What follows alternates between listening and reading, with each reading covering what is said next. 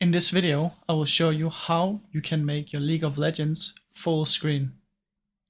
Now, what you need to do is, when you go into the settings here and scroll down, the maximum will be 1600 by 900.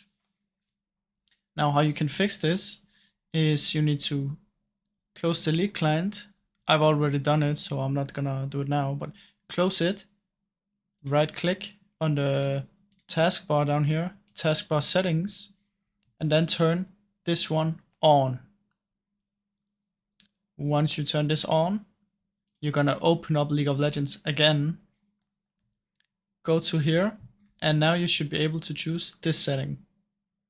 Choose it and it will be full screen.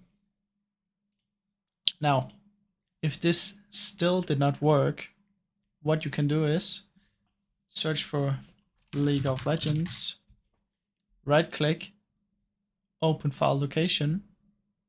Now you have the League of Legends client here. Right click on it, properties, and from in here where it says run, you're gonna select maximized instead of normal window. So press maximized, apply, and OK. Now try and run League of Legends again, and it should be able to be 1920 by 1080. Thanks for watching.